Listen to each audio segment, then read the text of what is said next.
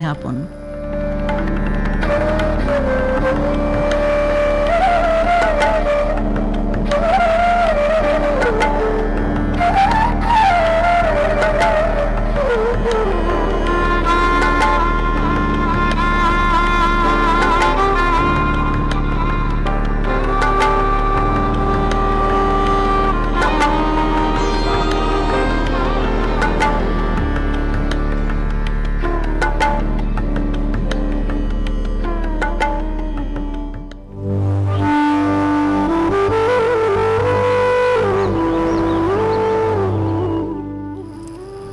নমস্কার, সুপ্রভাত শ্রোতা বন্ধু। সবাইকে অভিজ্ঞাপনের আরও এক নতুন পর্বে জানাই সুস্বাগতম। নতুন দিনের এই শান্ত স্নিগ্ধ প্রভাতে আমরা উপস্থিত হয়েছি এক গুরুত্বপূর্ণ এবং সময় উপযোগী বিষয় নিয়ে, পরিবেশ সচেতনতা। শ্রোতা বন্ধু, জুন জুলাই মাস মানেই আমরা বিশেষভাবে পরিবেশের দিকে নজর দিই, পরিবেশকে নির্মল রাখতে চেষ্টা করি এবং পরিবেশকে নানানভাবে সবুজে ভরিয়ে তুলি। ঠিক বলেছ রাহুল। প্রকৃতির অপরূপ সৌন্দর্যে ভরা এই সকালে আমরা কথা বলবো এমন একটি বিষয় নিয়ে যা আমাদের জীবন, ভবিষ্যৎ এবং সমগ্র মানব জাতির অস্তিত্বের সঙ্গে ওতপ্রোতভাবে জড়িত। শ্রোতা বন্ধু, পরিবেশ বলতে আমরা বুঝি আমাদের চারপাশের সবকিছু, বাতাস, জল, মাটি, গাছপালা, নদী, পাহাড় এবং জীবজন্তু। এই সব কিছুর সমন্বয়েই গড়ে উঠেছে আমাদের এই জীবন ব্যবস্থা। কিন্তু বর্তমান সময়ে দ্রুত নগরায়ন, বনভূমি উজাড়, প্লাস্টিকের অতিরিক্ত ব্যবহার এবং দূষণের কারণে পরিবেশের ভারসাম্য ক্রমশ নষ্ট হয়ে যাচ্ছে। জলবায়ু পরিবর্তন, বিশ্ব উষ্ণায়ন, বায়ু এবং জল দূষণ, এইসব সমস্যার প্রভাব আমরা প্রতিনিয়ত অনুভব করছি। কখনো অতিবৃষ্টি, কখনো বা খরা, আবার কখনো তীব্র তাপ ও প্রবাহ আমাদের জীবনের চ্যালেঞ্জ তৈরি করছে। তাই পরিবেশ রক্ষা এখন সময়ের সবচেয়ে বড় দাবি। ছোট ছোট সচেতন পদক্ষেপ, যেমন গাছ লাগানো, প্লাস্টিকের ব্যবহার কমানো, জল সংরক্ষণ, এসবই বড় পরিবর্তনের পথ তৈরি করতে পারে। আমাদের ত্রিপুরা প্রাকৃতিক সম্পদে সমৃদ্ধ। সবুজ বনভূমি, পাহাড়, নদী এবং জীববৈচিত্র্য আমাদের গর্ব। এই সম্পদ রক্ষা করা আমাদের সকলের দায়িত্ব। আসুন আমরা সবাই অঙ্গীকার করি পরিবেশ বান্ধব জীবন যাপন করব এবং আগামী প্রজন্মের জন্য একটি সবুজ সুন্দর পৃথিবী গড়ে তুলব। আমি চাই অরণ্য, অরণ্য দাও আমার হাতে। আমি চাই অরণ্য, অরণ্য দাও আমার হাতে।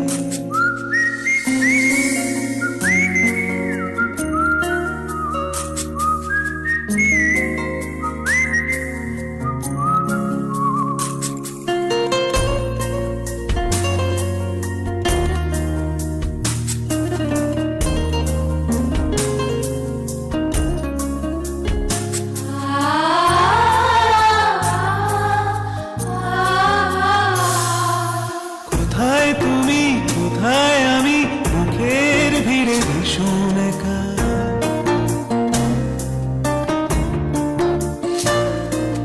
কোথায় তুমি, কোথায় আমি, মুখের ভিড়ে ভীষণ একা। মুখোশ রাখি হাসির ফাঁকে, পথের বাঁকে চোখ দেখা।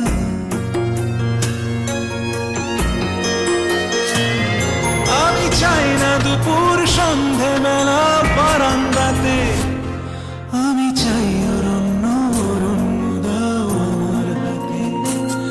আমি চাই অরণ্য, অরণ্য দাও আমার হাতে।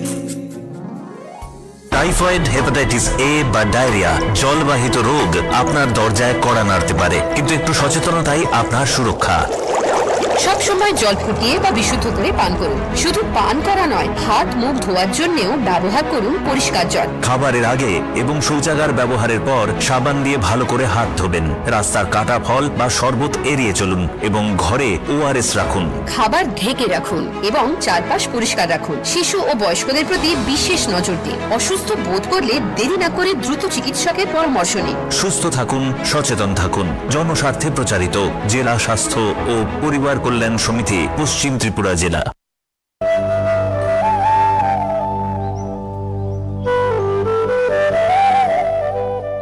শ্রোতা বন্ধু, এবারে চলে যাচ্ছি ইতিহাসের পাতা আজকের দিনকে নিয়ে কি কি বলছে। ইতিহাসের পাতা বলছে আজকের দিনে বাঙালি কণ্ঠশিল্পী হেমন্ত মুখোপাধ্যায় জন্মগ্রহণ করেছিলেন 1920 খ্রিস্টাব্দে। আজকের দিনে জন্মগ্রহণ করেছিলেন বাঙালি নাট্যকার এবং অভিনেতা যোছন দস্তিদার। সালটা ছিল 1931। আর আজকের দিনে আমরা আমাদের মাঝে পেয়েছিলাম, অর্থাৎ জন্মগ্রহণ করেছিলেন আজকের দিনে ভারতীয় অভিনেতা মিঠুন চক্রবর্তী 1950 সালে। আজকের দিনে জন্মগ্রহণ করেছিলেন বাঙালি পদার্থবিজ্ঞানী বিকাশ চন্দ্র সিংহ 1945 খ্রিস্টাব্দে। ইতিহাসের পাতা বলছে আজকের দিনে আমরা অনেককে হারিয়েছি, তবে তাদের মধ্যে আজকের দিনে 1861 সালে বাঙালি সাংবাদিক হরিশচন্দ্র মুখোপাধ্যায়কে হারিয়েছি। আজকের দিনে স্বাধীনতা সংগ্রামী দেশবন্ধু চিত্তরঞ্জন দাস, তাকে হারিয়েছি। সালটা ছিল 1925।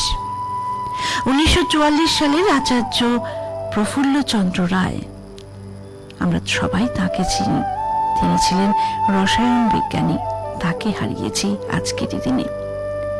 আজকের দিনে 2015 সালে ভারতীয় স্থপতি চার্লস কোরিয়াকে হারিয়েছি। 2021 সালে বাঙালি অভিনেত্রী স্বাতিলেখা সেনগুপ্ত, তাকেও হারিয়েছি 2021 সালের আজকের দিনে। এছাড়া আমাদের শ্রোতা বন্ধুদের মধ্যে আজ যাদের বিশেষ কোনো দিন রয়েছে বা বিশেষ কোনো মুহূর্তের সাক্ষী হতে চলছেন, তাদের জন্য রইল আমাদের এই পর্ব থেকে অনেক অনেক শুভেচ্ছা।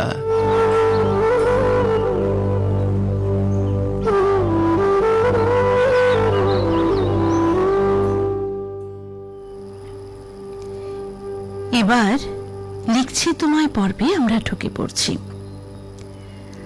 আজকের প্রথম চিঠিটি পড়ছি। লিখেছেন পশ্চিম মেদিনীপুর কোন্নগর ঘাটাল থেকে দেবাশিস খাঁ। প্রিয় সাথী, একটি গাছ একটি প্রাণ, অনেক মানুষকে করে জীবন দান। বর্তমান বিশ্বে উন্নয়নের ফলে প্রকৃতি ক্রমশ উষ্ণ হয়ে পড়ছে। খামখেয়ালি বর্ষা ব্যতিক্রমী হয়ে পড়ছে, কখনো অতি কখনো বা নাতি। সমুদ্রের জলস্তর বৃদ্ধি পাচ্ছে, পাহাড়ে ধস বৃদ্ধি পাচ্ছে, বৃক্ষ কেটে রাস্তা, বাড়ি, মার্কেটিং কমপ্লেক্স দ্রুত বৃদ্ধি পাচ্ছে। এর ফলে প্রকৃতিতে বৃক্ষের সংখ্যা দ্রুত কমে যাচ্ছে। এল নিনো এবং লা নিনোর প্রভাব ঋতু বৈচিত্র্যের মধ্যে দেখতে পাচ্ছি। প্রকৃতির নিয়ম মেনে আবহাওয়া আগের মতন হচ্ছে না, আমূল বদলে যাচ্ছে। জীবকুল ও উদ্ভিদকুলের বসবাস করা দুরূহ হয়ে উঠছে। ঘটা করে আমরা প্রতি বছর বিশ্ব পরিবেশ দিবস ও অরণ্য সপ্তাহ পালন করি, কিন্তু কতটা তার সার্থক রূপায়ণ হচ্ছে? গরম থেকে রেহাই পেতে বাড়িতে এসি কুলার ব্যবহার করছি, বাইরেটা কিভাবে ঠান্ডা রাখবো? এখনো সময় আছে, প্রকৃতিকে বাঁচাতে হবে। ওজোন স্তরের ছিদ্র ক্রমাগত বেড়েই চলেছে, কার্বন ডাই অক্সাইডের পরিমাণ কমাতে হবে। গ্রীষ্মের জল কষ্ট বড় বড় শহরে দেখা দিচ্ছে।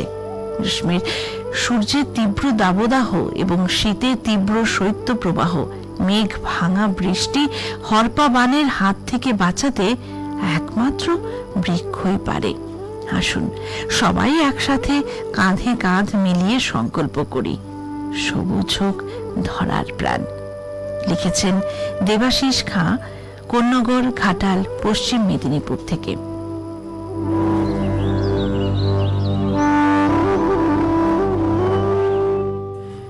পরের চিঠি আমার হাতে রয়েছে ডক্টর রমলা মুখার্জির।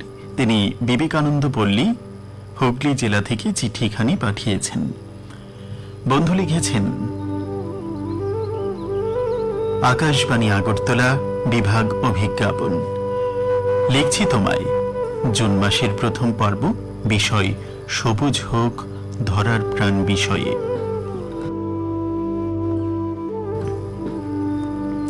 পরিবেশ সচেতন অভিজ্ঞাপন। সবুজে ভরে যাক আমাদের পৃথিবী, এই কামনা প্রত্যেকটি মানুষের হওয়া উচিত। কারণ গাছ পরিবেশের ভারসাম্য রক্ষা, জলবায়ু পরিবর্তন মোকাবেলা এবং সুস্থভাবে বেঁচে থাকার জন্য অপরিহার্য। সবুজ বনানী আমাদের অক্সিজেন দেয় এবং ক্ষতিকর কার্বন ডাই অক্সাইড গ্রহণ করে বাতাসকে দূষণমুক্ত রাখে। গাছের পাতা ও বাকল ধূলিকণা এবং বাতাসে থাকা ক্ষতিকর গ্যাস আটকে রেখে বাতাস পরিষ্কার রাখে। গাছ ছায়া প্রদান করে এবং বাষ্পীভবন প্রক্রিয়ার মাধ্যমে পরিবেশের তাপমাত্রা কমিয়ে আনে, যা বৈশ্বিক উষ্ণতা রোধে ভীষণ সহায়ক। গাছের শিকড় মাটিকে শক্ত করে ধরে রাখে, প্রবল বৃষ্টিপাত এবং বন্যায় মাটির ক্ষয় রোধ হয় এবং ভূমিধস কমে। গাছ বায়ুমণ্ডলে জলীয় বাষ্প ছেড়ে দিয়ে বৃষ্টিপাত ঘটাতে এবং স্বাভাবিক জলচক্র বজায় রাখতে ভূমিকা রাখে। গাছ থেকে আমরা শস্য, ফলমূল, কাঠ, ঔষধি ইত্যাদি বহু মূল্যবান জিনিস পাই। কিন্তু আধুনিক যন্ত্র সভ্যতা সবুজ পৃথিবীকে করেছে কলুষিত। সবুজ জঙ্গল তছনছ করে কংক্রিটের জঙ্গলে বানাচ্ছে। তাই আমরা এই অঙ্গীকারে আবদ্ধ হই যে আগামী বর্ষাতে প্রত্যেকেই অনেক অনেক বেশি করে গাছ লাগাবো, সবুজে ভরাবো আমাদের ধরা। সবুজ শুভেচ্ছান্তে ডক্টর রমলা মুখার্জি, বৈজি, বিবেকানন্দ পল্লী, জেলা হুগলি।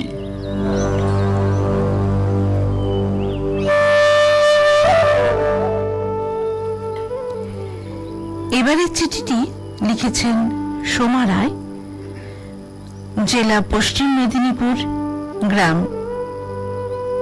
পোস্ট অফিস যারা। সুচেতনা অভিজ্ঞাপন। পৃথিবী বা ধরার প্রাণকেন্দ্র হলো সবুজ। সবুজ রং তারুণ্য, সতেজতা, জীবনী শক্তি ও শান্তির প্রতীক। সবুজ গাছপালা আমাদের অক্সিজেন দিয়ে বাঁচিয়ে রাখে, বৃষ্টিপাত ঘটায় এবং মাটির উর্বরতা রক্ষা করে। গাছপালা না থাকলে পৃথিবীতে প্রাণের স্পন্দন থাকতো না। তাই পৃথিবীকে বাসযোগ্য ও সুন্দর রাখতে হলে আমাদের বেশি করে গাছ লাগাতে হবে। পরিবেশের ভারসাম্য রক্ষায় সবুজায়নের ভূমিকা খুবই গুরুত্বপূর্ণ। অন্যদিকে মানুষের মনের সজীবতা, ভালোবাসা, আশা ও আনন্দ মানুষের মনকে সবুজ করে তোলে। অজ্ঞানতা, কুসংস্কার ও স্বার্থের ঊর্ধ্বে উঠে তার জীবন সার্থক হয়ে ওঠে। একটি সুন্দর পৃথিবীর জন্য প্রকৃতির সবুজ ও মনের সবুজ দুটিরই প্রয়োজন। বর্তমানে যান্ত্রিক সভ্যতা ও নগরায়নের ফলে নির্বিচারে গাছ কাটা হচ্ছে। এর ফলে বিশ্বজুড়ে উষ্ণায়ন বৃদ্ধি পাচ্ছে এবং পৃথিবী ধূসর হচ্ছে।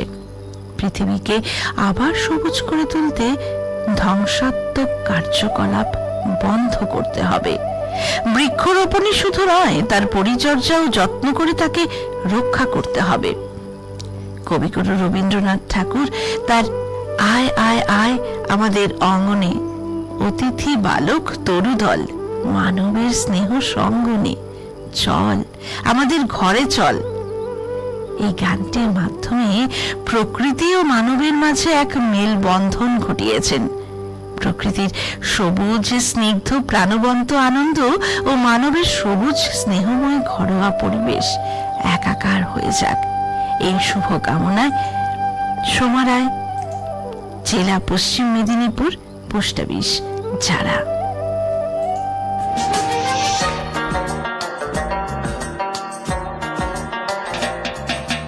ডাকছে আকাশ, ডাকছে বাতাস, ডাকছে মাঠের সবুজ ঘাস। ও ছেলেরা খেলা ফেলে শুধুই কেন পড়তে যাস? ডাকছে আকাশ, ডাকছে বাতাস, ডাকছে মাঠের সবুজ ঘাস। ও ছেলেরা খেলা ফেলে শুধুই কেন পড়তে যাস? এই কি তোদের চাওয়া নাকি ভর করেছে কালের ভূত? ভূতে পাওয়া ছেলের দল কেবল বড়ই হবি খুব। ডাকছে আকাশ, ডাকছে বাতাস, ডাকছে মাঠের সবুজ ঘাস।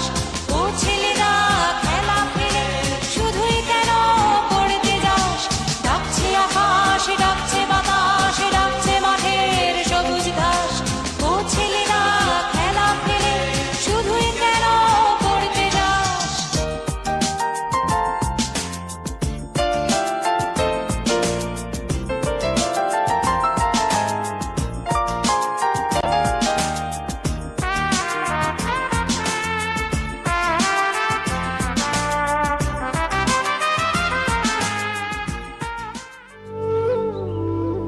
এবারে যে চিঠিখানি আমার হাতে রয়েছে সেই চিঠি পাঠিয়েছেন তপন কুমার মজুমদার, তেঘরিয়া, কলুপুকুর, রাজারহাট রোড, কলকাতা। বন্ধু চিঠিখানি লিখেছেন, পরিবেশ বান্ধব অভিজ্ঞাপন। তোমার জুন মাসের বার্তার প্রথম বিষয় রেখেছ সবুজ হোক ধরার প্রাণ। রবীন্দ্রনাথ ঠাকুরের বৃক্ষ বন্দনা কবিতায় লিখেছেন, অন্ধ ভূমি গর্ভ হতে শুনেছিলে সূর্যের আহ্বান, প্রাণীর প্রথম জাগরণে তুমি বৃক্ষ আদি প্রাণ। পৃথিবীতে মানুষ সৃষ্টির আগে সৃষ্টি হয়েছিল গাছ, রঙে রঙে সেজেছিল প্রকৃতি। মানুষ সৃষ্টির পর বনই ছিল আমাদের অন্যতম আশ্রয়। প্রাণধারণের পক্ষে বৃক্ষ অপরিহার্য। তরুই আমাদের প্রাণ প্রদীপটিকে জ্বালিয়ে রেখেছে বলা যায়। নাগরিক সভ্যতার বিষ বাষ্পে রুদ্ধশ্বাস কবি বড় দুঃখে বলেছেন, দাও ফিরে সেই অরণ্য, লও এই নগর। অরণ্য ও বনভূমির এই সর্বাত্মক উপযোগিতার কথা মনে রেখে পরিবেশ রক্ষায় বনসৃজন সংরক্ষণের তাৎপর্যটি মানুষকে উপলব্ধি করাতে হবে। জনবসতির অনুপাতে গাছের পরিমাণ নির্দিষ্ট হওয়া দরকার। গাছ না থাকলে বর্ষা হওয়া কঠিন। গাছই টেনে আনে জল ভরা মেঘ, আনে মৌসুমী বাতাসের শীতলতা। মৌসুমী বৃষ্টির কল্যাণেই আমাদের দেশে চাষবাস হয়। এই পৃথিবীতে সুস্থভাবে সুখে শান্তিতে বাঁচতে হলে আমাদেরকে সবুজায়নের দীক্ষা নিতে হবে। গাছপালার প্রতি গভীর অনুরাগ সৃষ্টি করতে হবে। অসুস্থ পৃথিবীকে সুস্থ করার সংকল্প দিকে দিকে প্রচার করতে হবে। একবিংশ শতাব্দীর দ্বিতীয় শতক পার করে এসে যদি কিছু আত্মসমীক্ষা জাগে, সেটুকু হবে ভবিষ্যতে আমাদের এই ধরার শ্যামলিমার সমিত। আসুন অযথা গাছ কাটা বন্ধ করি, প্রকৃতিকে রক্ষা করি, আর সবুজায়নের দৃষ্টান্ত রেখে প্রকৃতির ভারসাম্য এবং একটি গাছ একটি প্রাণ এই বিশেষ মন্ত্রের স্লোগান আমরা তুলি। কবির গানে মৌর বিজয়ের কেতন ওরাও, শূন্যে হে প্রবল প্রাণ, ধুলিরে ধন্য করো করুণার পুণ্যে হে কোমল প্রাণ। শুভেচ্ছান্তে তপন কুমার মজুমদার, তেঘরিয়া, কলুপুকুর, রাজারহাট রোড, কলকাতা। মরু বিজয়ের কেতন উড়াও হে শূন্যে, উড়াও উড়াও হে প্রবল প্রাণ, ধুলিরে ধন্য করো করুণার পুণ্যে ধন্য করো হে কোমল প্রাণ। মরু বিজয়ের কেতন উড়াও হে শূন্যে, উড়াও উড়াও হে প্রবল প্রাণ, ধুলিরে ধন্য করো করুণার পুণ্যে ধন্য করো হে কোমল প্রাণ। মরু বিজয়ের কেতন উড়াও হে শূন্যে, উড়াও উড়াও হে প্রবল প্রাণ।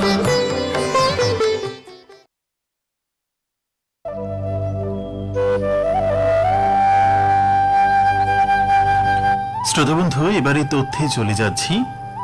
প্রথম যে তথ্যখানি আপনাদের জানিয়ে রাখছি,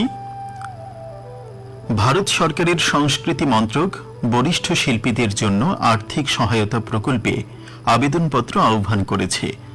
রাজ্য এবং কেন্দ্রীয় সরকারের পুরস্কারপ্রাপ্ত কিংবা আকাশবাণী বা দূরদর্শনের স্বীকৃত শিল্পী এই আর্থিক সহায়তার জন্য আবেদন করতে পারবেন।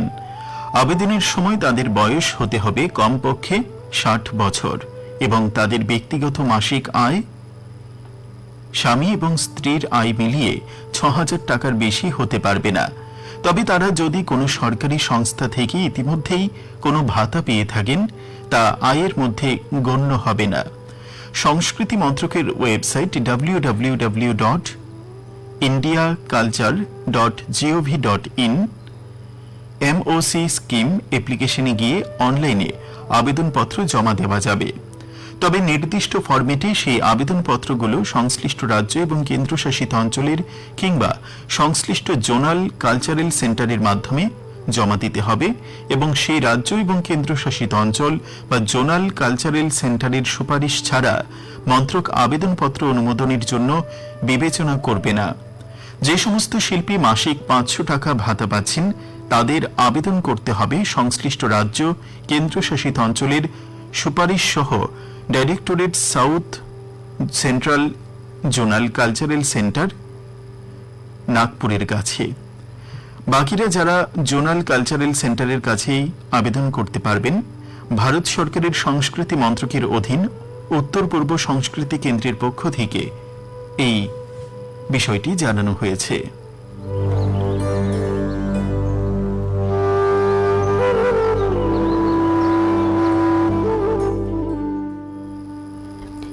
এবার জানিয়ে দিচ্ছি আমাদের কর্মপ্রার্থী বন্ধুদের জন্য একটি তথ্য, কর্মখালী বিজ্ঞপ্তি। ত্রিপুরার গোমতী জেলায় অবস্থিত PM শ্রী স্কুল জওহর নবোদয় বিদ্যালয়ে বিভিন্ন পদে চুক্তির ভিত্তিতে কর্মী নিয়োগের জন্য এক ওয়াক ইন ইন্টারভিউ এর বিজ্ঞপ্তি জারি করা হয়েছে। 2026-27 শিক্ষাবর্ষের জন্য PM শ্রী প্রকল্পের অধীনে সম্পূর্ণ অস্থায়ীভাবে এই নিয়োগ করা হবে। আগ্রহী যোগ্য প্রার্থীদের আগামী 22 জুন 2026 সকাল 10টার মধ্যে প্রয়োজনীয় নথিপত্র সহ সরাসরি বিদ্যালয় প্রাঙ্গণে উপস্থিত হতে অনুরোধ করা হচ্ছে।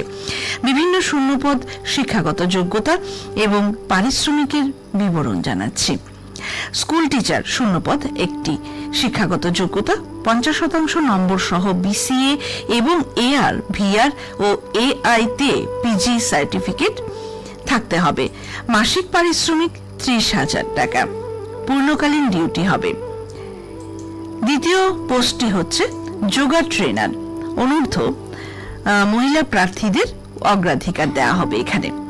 শূন্যপদ একটি, সংশ্লিষ্ট বিষয়ে স্নাতক এবং স্বীকৃত প্রতিষ্ঠান থেকে যোগ ব্যায়ামে 1 বছরের ডিপ্লোমা থাকতে হবে। প্রতি মাসে 12টি সেশনের জন্য মাসিক পারিশ্রমিক 12,500 টাকা। স্পোর্টস কোচ জন্য শূন্যপদ হচ্ছে 2টি, যোগ্যতা BPED বা MPED অথবা NIS সার্টিফিকেট বা ডিপ্লোমা। প্রতি মাসে 16টি সেশনের জন্য পারিশ্রমিক 20,000 টাকা। চতুর্থ শূন্যপদটি হচ্ছে অটল টেঙ্কারিং লেব ফেসিলিটেটর। শূন্যপদ একটি, সায়েন্স, ইঞ্জিনিয়ারিং বা ম্যাথমেটিক্সে BE, BTech বা MSc সাথে electronics, robotics, coding, STEM, 3D printing, IoT বা উদ্ভাবনী বিজ্ঞান কার্যকলাপে দক্ষতা থাকতে হবে। মাসিক পারিশ্রমিক 30,000 টাকা। ড্যান্স ও মিউজিক কোচ, কত্থক, কুচিপুড়ি, ভরতনাট্যম বা লোকনৃত্য এই বিভাগে নেওয়া হবে ড্যান্স ও মিউজিক কোচ। শূন্যপদ একটি, সংশ্লিষ্ট বিষয়ে স্নাতক এবং শিক্ষকতার অভিজ্ঞতা। প্রতি মাসে 24টি সেশনের জন্য পারিশ্রমিক থাকবে 25,000 টাকা করে।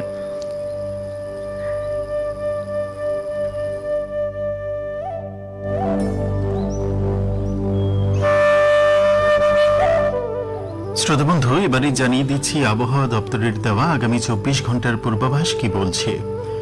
আবহাওয়া দপ্তরের দেওয়া তথ্য অনুযায়ী আগামী 24 ঘন্টায় আকাশ অংশত মেঘলা থাকবে।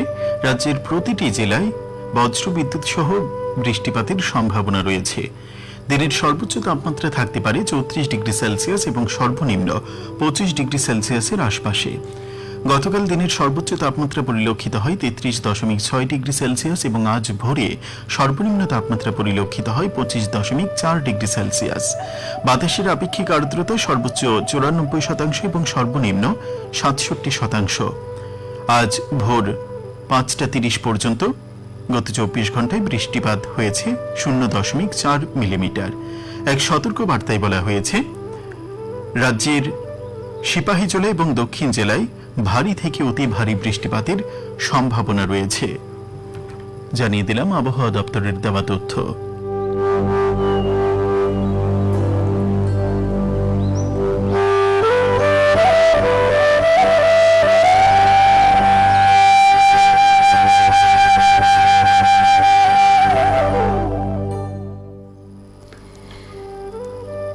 শ্রোতা বন্ধুরা, এবার স্বাস্থ্য বিষয়ক পর্বে যে বিষয়টা নিয়ে কথা বলছি সেটা হচ্ছে PCOS।